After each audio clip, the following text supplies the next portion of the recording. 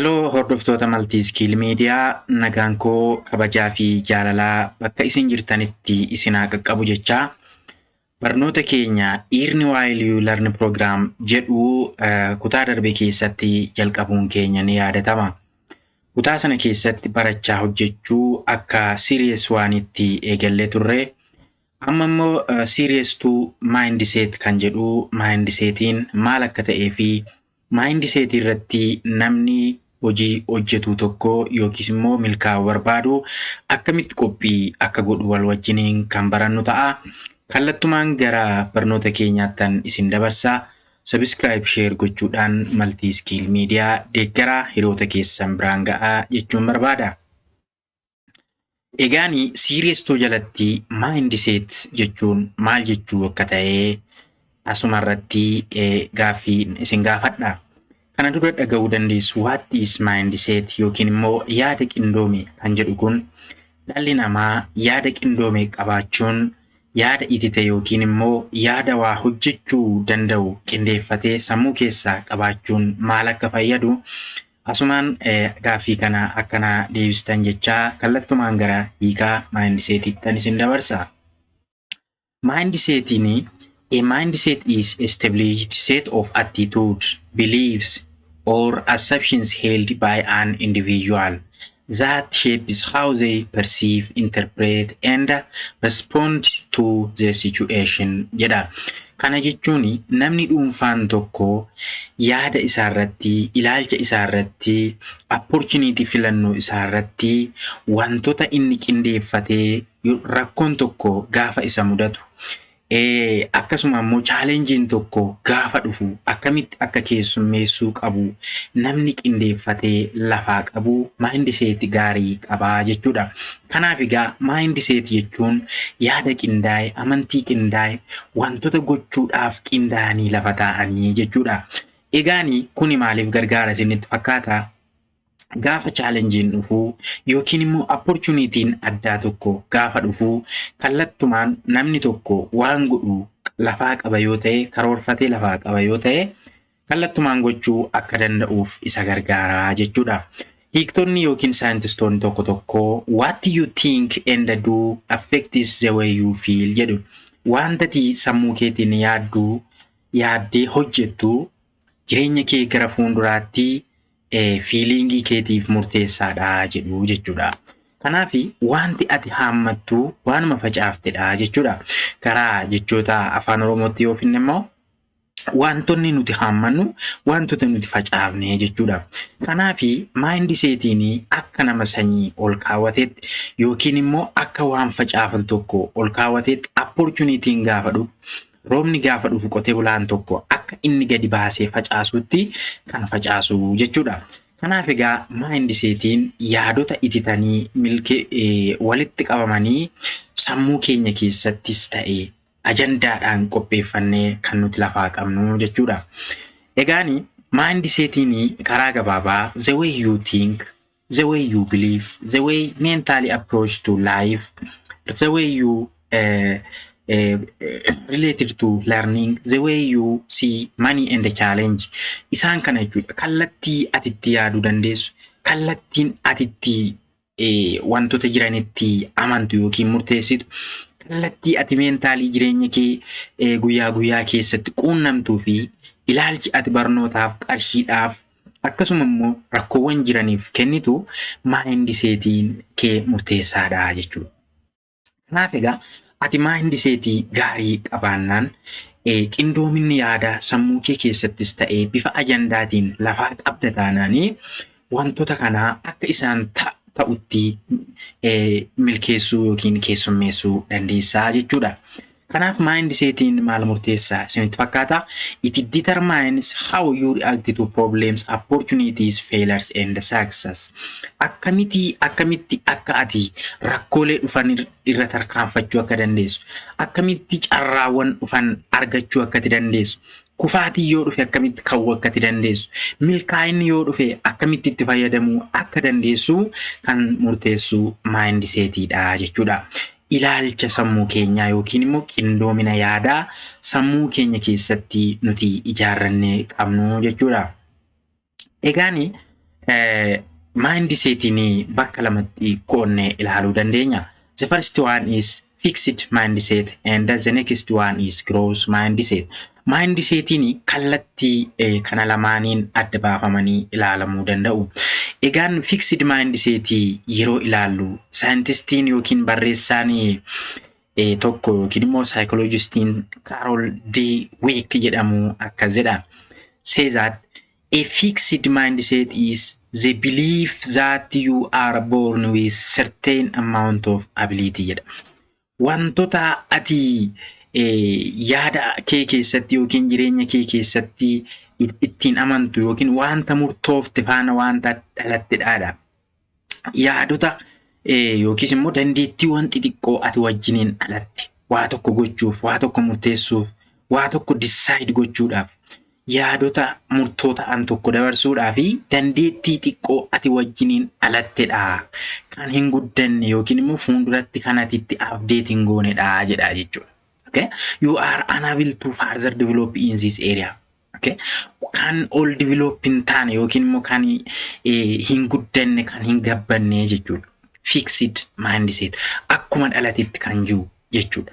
Kanaaf egaa namni tokko dhalatee yaadni isaa, jireenyi isaa, adeemsi isaa barnootaan guddachuu danda'a, gorfamuun guddachuu danda'a, tattaaffiidhaan guddachuu danda'a, yaaliidhaan guddachuu danda'a.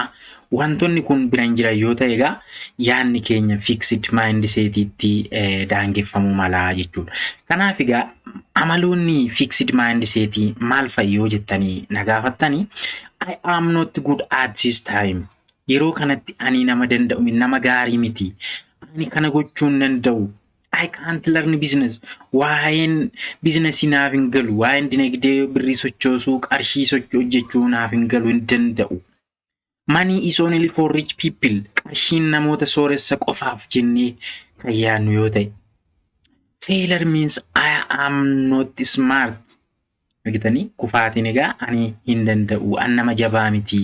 An nama tattaafatu miti jennee of daangisina yoo ta'e fixed mindsetidha jechuudha.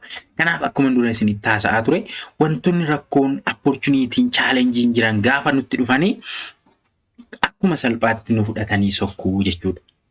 Kanaaf the resulting kana maal ta'a yoo jettanii fear of trying akka tiyyaallee si godha jechuudha.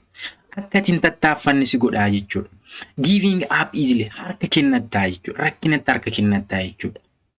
Dhiphinatti harka kennataa jechuudha. Kufaatiitti harka kennataa jechuudha. No growth guddinni hin jiru. Ati yaada kee daangessiteetta yoo ta'e, haala kanaan gad of qabdee of madaalta yoo ta'e, ani hin danda'u jetta yoo ta'e, an qarshii hin qabu jetta yoo ta'e, waanuma amma irra jirtu irraa hin sochootu yoo ta'e, egaan kufaatiin akkuma salphaatti si mudata jechuudha. Inni lammaffaan growth mindsetidha. Growth mindsetiin maal jechuudha? Growth mindset is described as the ability to develop and grow with efforts, learning and persistence. Argitanii barnootaan, dhamaatiidhaan, shaakalliidhaan kan guddatudha jechuudha growth mindsetiin.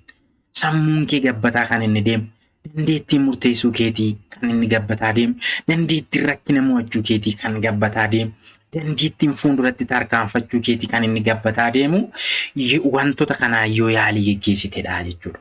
Kitaaba The Right Mindset for Success kan jedhu Carol Dweck namichi kun barreesse dubbisaa. Maal jedha isinitti fakkaata? The Right Mindset for Success. Milkaa'inaaf yaada sammuu isa gaarii barbaachisaadha. Yaada sammuu qindoome barbaadaadha. Argitanii? Kanaaf ati yaada keetiin teessee of murteessitee pilaanii baafattee saganteeffattee haalotaan amma irratti haasa'aa jiru kana qindeeffattee sochoota taanaanii milkaa'inni kee fagoo miti jechuudha. So growth mindset I can learn step by step. Barachuu nan danda'a. Sadarkaan barachuu nan danda'a. Fuulduratti tarkaanfachuu nan danda'a. Skill can be improved. Argitanii? Ogummaan kan fooyya'udha. Ogummaan nan horadha. Dandeettii nan horadha. Failure is feedback. Kufaatiin deebiidha.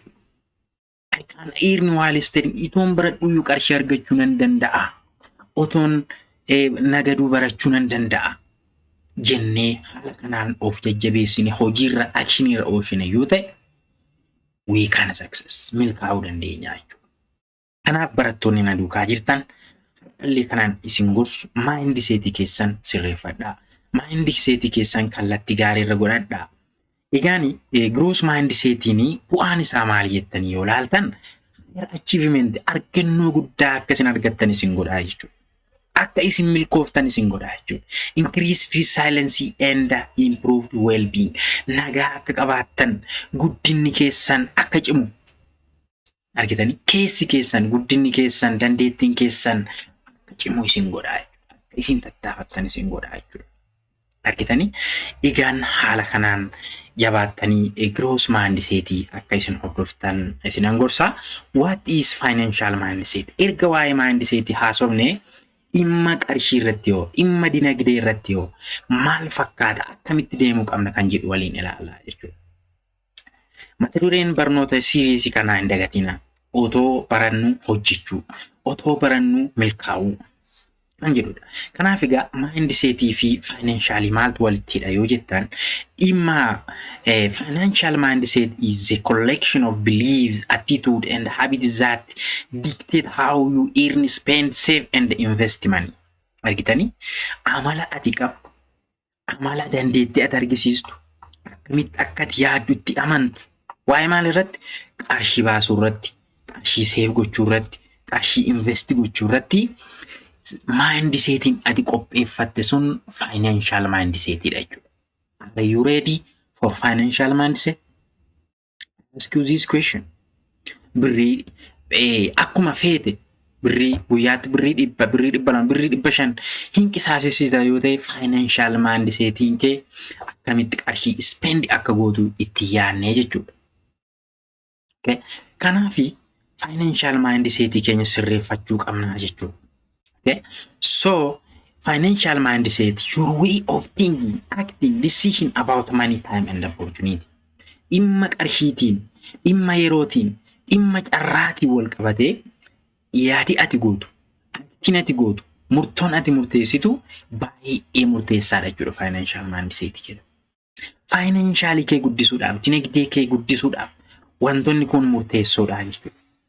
Akkuma feetetti qarshii qisaasessita yoo ta'e, akkuma feetetti sa'aatii qabdu qisaasessita yoo ta'e, sa'aatiin keenya qarshiidha firoota ko. Sa'aatiin keenya jireenya firoota ko. Sa'aatiin keenya warqeedha firoota ko. Sa'aatii qabnutti fayyadamuun carraa argannetti obbura dabarsuu dhiisuun ogummaadha jechuudha. Argitanii? Kanaaf namoonni baay'een sa'aatii keessan akka salphaatti kan balleessitan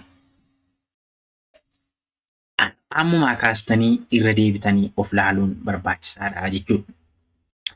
Wantoota shanan isin gorsa.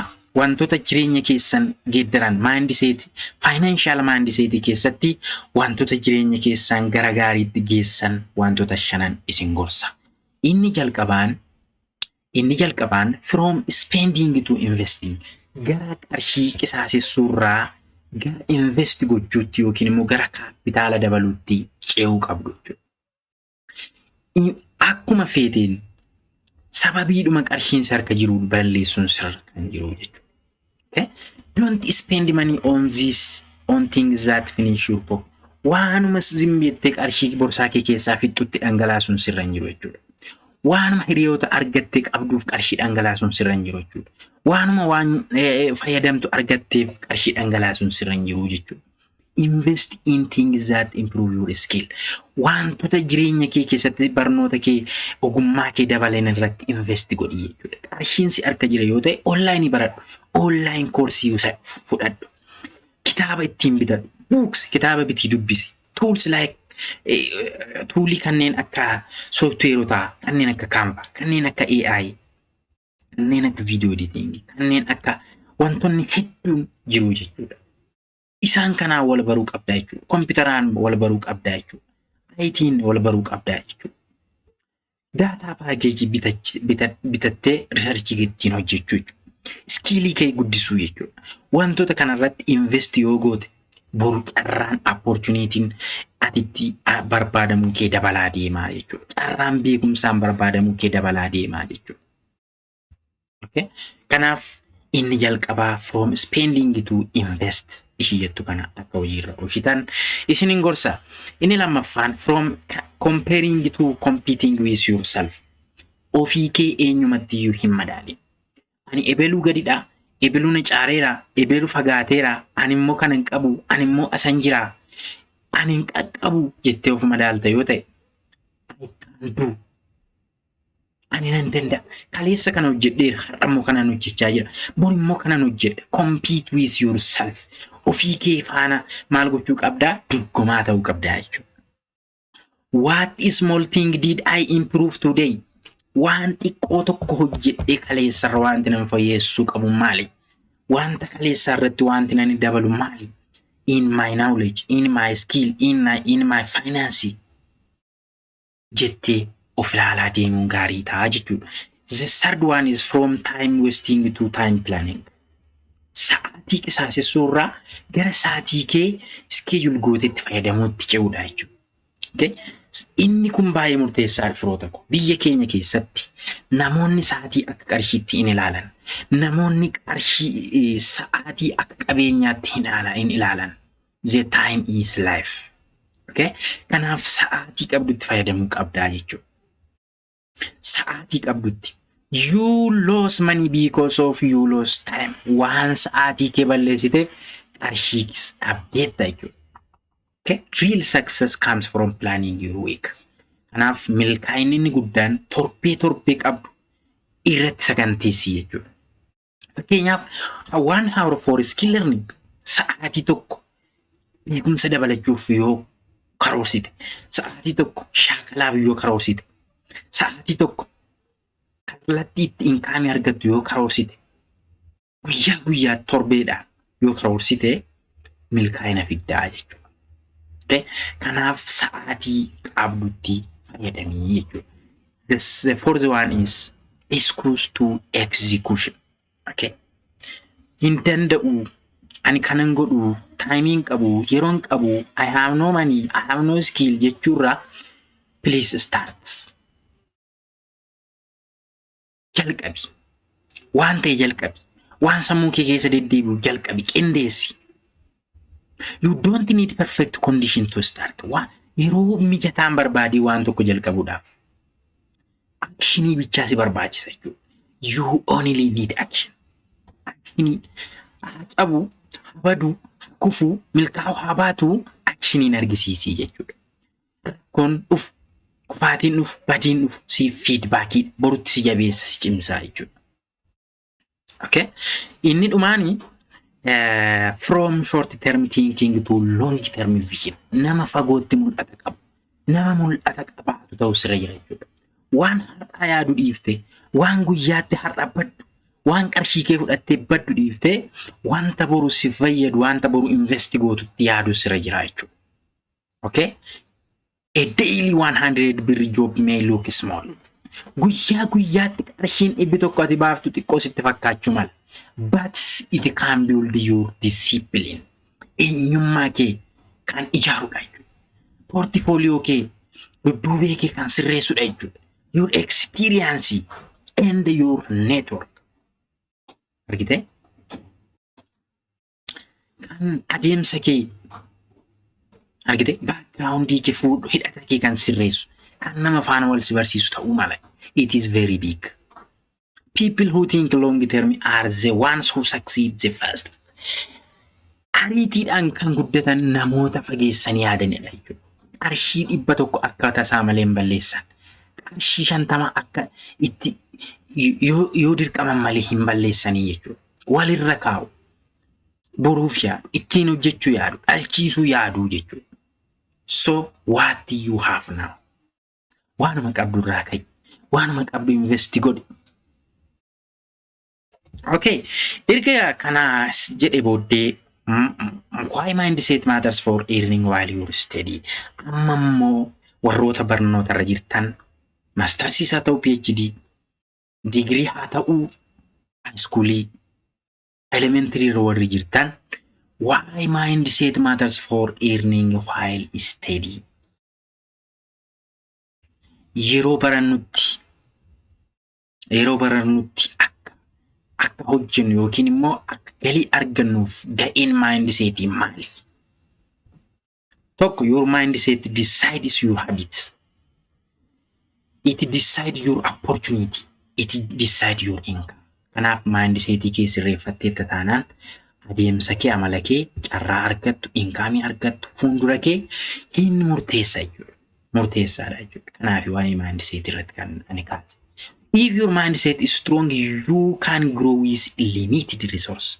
Waan xiqqoo qabduun guddatta jechuudha. Mindsetiin kee bilchaataadha taanaan, sammuun kee ga'eessa ta'eera taanaan, bilcheessiteetta taanaan, ol keesseetta taanaan, beekumsaan gabbisteetta taanaan, kallattii deemuun sirra jiru beekteetta taanaan wantoota xiqqoodhaan kaatee guddattaa jechuudha. If your mindset is weak, even opportunity feel useless. Garuu mindsetiin kee xiqqoo ta'ee opportunitiin bal'aan hedduun si bukkee yoo jiraatan iyyuu itti fayyadamuu hin dandeessu jechuudha. Argitee obboleessa koo, obboleetti koo, mindsetii kee gabbisi. Ilaalcha sammuu keetii pilaaniidhaan, barnootaan, adeemsaan, fuulduratti fageessitee yaaduudhaan wantoota amma shanan ani isinitti hime sanaan gabbisaa. Sana booddee carraan ofumaa isin barbaadaa jechuudha. Okay. Practically akkasin hojjettan hin barbaada. Akka isin hamilee godhattaniif, akka isin har'umaa kaatanii shaakaltaniif wantoota arfan tokkoon isinitti hima.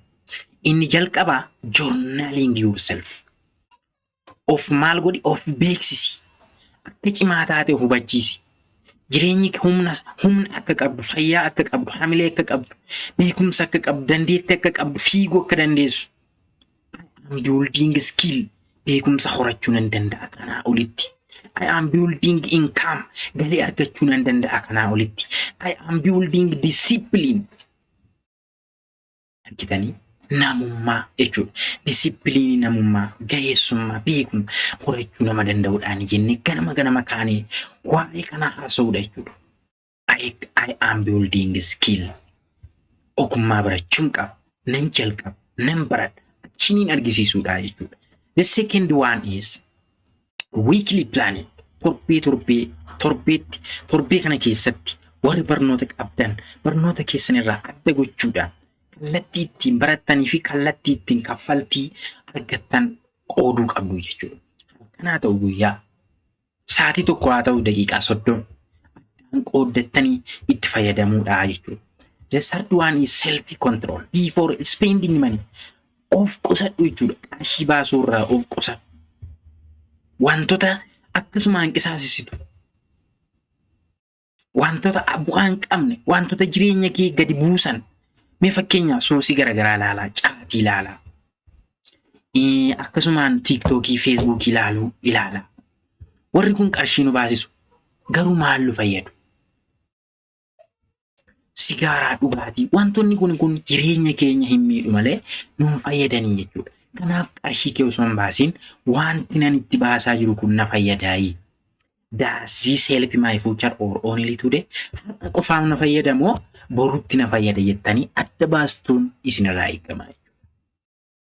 Hiriyoota koo barattoota ishee kana sirriitti qabadhaa. Fuucharii keessan waan miidhu hin hojjetina. Fuucharii keessan waan gabbisu, waan develop godhu irratti akka isin xiyyeeffattan, akka of qusattan isin gorsuun barbaada. Assignmentii tokkoon isinii kenna. Assignmentii kana koomentii jalatti naaf barreessaa. Assignmentiin ani har'aa isiniif kennu daqiiqaa 5 fudhadhaatii wantoota ani gana gadiitti isiniif barreessu kana naaf deebistu. What is your biggest distraction? What is your biggest distraction? Wanti si dadhabsiisaa jiru maali? Wanti hamilee si buusaa jiru maali? Wanti humna si dhorku maali? Wanti gadi si deebisaa jiru maali? Your phone, your friend, your social media, games. Qarshii keeti moo, bilbila moo, hiriyaa keeti moo, social media moo, suusii tapha garagaraati moo, dhugaatiidha moo, caatiidha moo, maaltu jireenya kee gadi buusaa jira? Please dhuguman siin jedha adda baasi. Wanta si miidhu sana adda baafadhu. How will you reduce it starting this week? Erga adda baafatte booddee torbee kanaa kaasee akkamitti waan kana hir'isuu danda'a? Jedhiitii sammuu kee of gaafadhu. Wanti sun har'a qofaafi wanti kun fuulduratti sin fayyadu erga ta'e adda baafattee kallattii ittiin reduce yookiin hir'isuu dandeessu itti yaaduu qabda obboleessa koo obboleettii koo. What time of day will you dedicate to skill learning? Erga sana mo'atti booddee yeroo kam sii mijata barachuudhaaf, yeroo kam sii mijata of gabbisuudhaaf ani si barsiisuufan jira laa. Siiriyeesiidha barumsi kun adeemsaan torbeetti yeroo tokkoon isiniif dhooba. Barachaa deemtu of gabbisaa deemtu. Waa'ee kompiitaraa isinin barsiisa. Waa'ee sooftiweerotaa isinin barsiisa. Waa'ee hojii onlaayinii isinin barsiisa. Waa'ee viidiyoo editing isinin barsiisa. Waa'ee giraafiik diizaayinii isin barsiisa. Waa'ee AutoCAD isinin barsiisa. Amma isin feetanitti fedhii keessan irratti hundaa'uun isin barsiisa waan ta'eef sa'aatii keessan mijeeffadhaa. Comment your answers below, I will check them. Commentii naa barreessaa, anis nan ilaalaa, na waliin duukaa bu'aa. Egaan barnoota keenya har'aa asuma irratti goolabaa. Ani egaa yaada keessan yoo qabaattan karaa meseejii akkasuma sooshaal miidiyaa feesbuukii fi telegiraamii ani qabu irratti naa barreessuu dandeessu. Akkasuma yuutuubii koo jalatti koomentii naaf gochuu dandeessu. Subscribe, share gochuu hin dagatinaa firoota koo. Barumsi kun nama hedduu gargaara. Hiriyoota hedduu, barattoota hedduu waan gargaaruuf subscribe, share godhaa. Waan nu dhaggeeffattaniif guddaa galatoomaa. Yeroo gaarii.